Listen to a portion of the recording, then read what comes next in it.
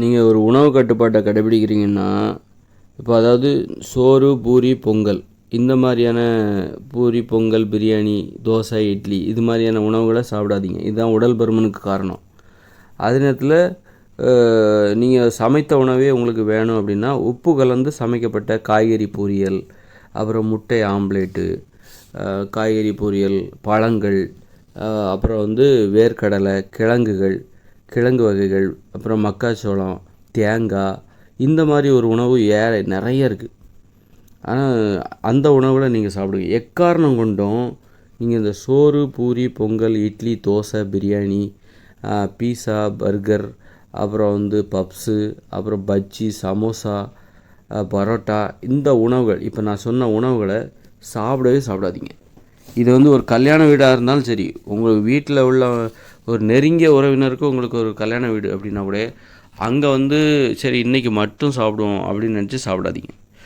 அந்த கல்யாண உணவுலேயே நீங்கள் என்ன பண்ணணுன்னா அவியல், பொரியல், காய்கறி பொரியல், அவியல், பொரியல், அப்புறம் தயிர் சாப்பிட்லாம்.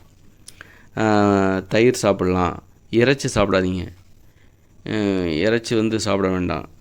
ஏன்னா இதெல்லாம் இறைச்சியை செரிமானம் செய்வது ரொம்ப உடம்பு கஷ்டப்படும். மீனை கூட மீன் மென்மையாக தான் இருக்கும், ஆனால் அதை செரிமானம் செய்வதற்கான காரணிகள் நம்ம உடம்புல இல்லை. அதனால் அதை செரிமானம் செய்ய முடியாதுன்னு சொல்கிறேன். அதுதான் என்னுடைய அனுபவபூர்வ உண்மை.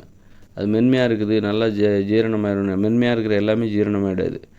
நம்முடைய உடம்பு அதற்கான காரணிகள் நம்ம உடம்புல இருக்கணும். காரணிகள்னால் அதுக்கான என்சைம்கள் நம்ம உடம்புல இருக்கணும். அப்போ தான் அது செரிமானம் ஆகும். அதனால் மீனை சாப்பிடாம நான் எதெல்லாம் சாப்பிடக்கூடாதுன்னு சொன்னேன்னா அதை எக்காரணம் கொண்டும் நீங்கள் விட்டே கொடுக்காதீங்க. ஒரு கல்யாண வீடு, நெருங்கிய கல்யாண வீடு, உங்கள் நெருங்கிய உறவினர் வீடு அப்படின்னு சொல்லிட்டு நீங்கள் விட்டு கொடுத்துட்டீங்கன்னு வச்சுக்கோங்களேன், அந்த உறுதிங்கிறது உடஞ்சி போயிடும். அதாவது ஒவ்வொரு நாளும் அந்த உறுதியை தான் நீங்கள் பாதுகாக்கிறீங்க. நான் ஒவ்வொரு நாளும் கடைபிடிக்கும் போது நான் குறிப்பிட்ட அந்த உணவுகளை சாப்பிடக்கூடாது. வெள்ளை சீனி கலந்தது இதெல்லாம் சாப்பிடக்கூடாது. மைதா மாவு கலந்த எதையும் சாப்பிடக்கூடாது.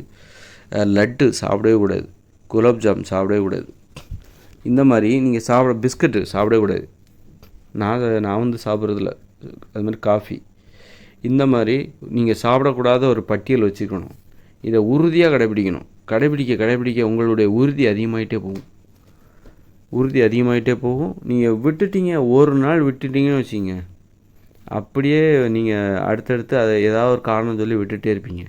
ஏன்னா விடுற பழக்கத்துக்கு நீங்கள் போயிடுறீங்க.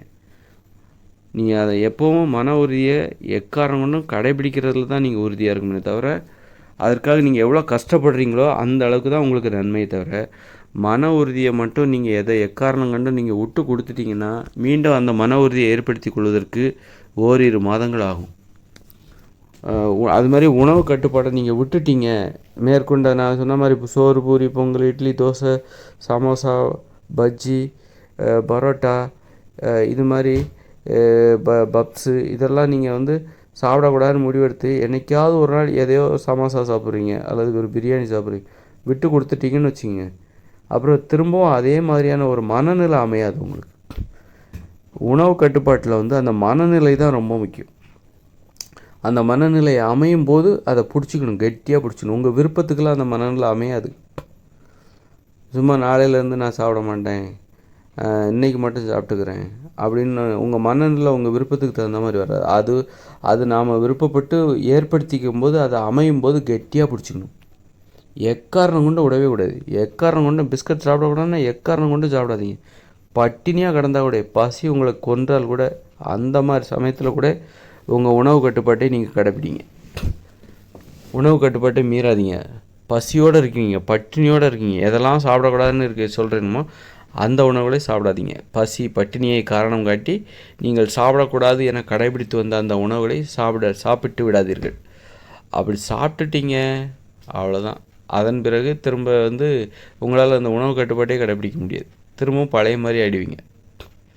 அப்படியே திரும்ப அதே மாதிரி மனநிலை அமைகிறதுக்கு ஓரிரு மாதங்கள் ஆகும். ஐயோ தெரியாதனமாக அந்த ஃபங்க்ஷனில் போய் அதை போய் சாப்பிட்டோமே, அன்னைக்கு மட்டும் கண்ட்ரோலாக இருந்தால் நம்ம அழகாக இன்னை வரைக்கும் கண்ட்ரோலாக இருக்கலாம் அப்படின்ற மாதிரி ஆகிடும். அதனால் எந்த காரணத்தையும் காட்டியும் உங்கள் உணவு கட்டுப்பாட்டை விட்டு கொடுக்காதீங்க.